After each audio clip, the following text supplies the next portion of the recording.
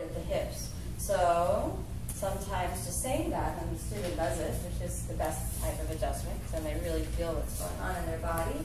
So it's really more just holding their pelvis in place and assisting that movement, which is almost like the sacronutation that we did in back bends, but not so severe, because you don't want to be overarched in the lower back. So it's really just pivoting the pelvis forward enough to take out the rounding of the back and help her get in to be able to bend at the hip joint, okay? Holding onto the pelvis also has a really useful benefit, which is that if you control the pelvis, you will control whether the person falls or retains their balance, right? So if you hold her up here, I could push her off balance much easier than if I just ground the pelvis, okay? Make sense? So that's really all I would recommend that you do in Gomukhasana. This is not really a strong adjustment posture. First part of the posture. Now, if you'll take your arms, okay? You can actually, you did the wrong one? Special version. Okay, let's just pause for that one moment, okay? So you can actually help them, and if you're going to help with the arms, you need to create stability in the pelvis. You can hold on with your thighs, reach the arm up, so you're rolling that shoulder forward, right? And remember, it's not like squeezing it into the body. Let's just do that whole movement right from the beginning. It's the same idea of rolling the shoulder joint forward to create space and facilitate the movement with the space. Does that make sense? Yeah. Okay? And the same thing goes true with this arm, right? It's rolling forward. And can we just pause here for a moment? What does that position remind you of? With the arm. Gomukhasana. Oh, so this added benefit. And then exhale the arms together, right? Now this posture, you can actually, once they're binding, help them get a little bit deeper by placing your hand into the middle of their back. Hold on tight, okay?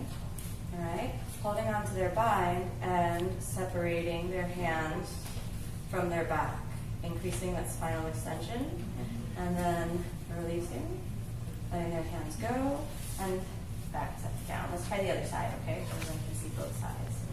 You'll feel better too. Do you have to go through that little passive stretch? No, but I think that if you do, you might get your feet better aligned along the central axis of the body. So your feet are a little over to the side. You know, perfection doesn't happen right away. I would be fine with that because the feet are very close together. So if we start off, we see someone's rounded their back like that. We're pivoting them slightly forward in the hip joint and making sure that the pelvis retains its balance. It's a very simple adjustment. But for someone that's very high or very rounded to try to maintain or retain the balance, you can even take your hands all the way at the bottom of the knee because I'm holding you, okay? Yeah, great.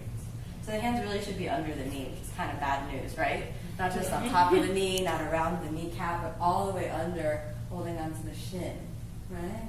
It's kind of a tough reach. The only way you can get that reach is if you pivot really far into the hip joints, right? And then that'll bring your body closer to your thighs, all right? Okay, so let's try for the arms. And let's do the whole arm, okay? So forward and around and helping all the way up, okay?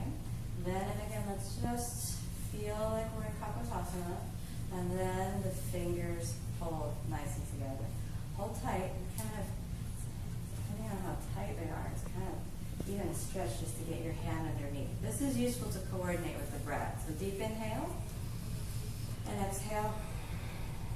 Deep inhale and exhale. And I'm pulling with the arm that's holding onto the hands, and I'm pushing forward and up with the sternum, or towards the sternum through the space between the shoulders. One more breath. Inhale, exhale. Great, that was wonderful.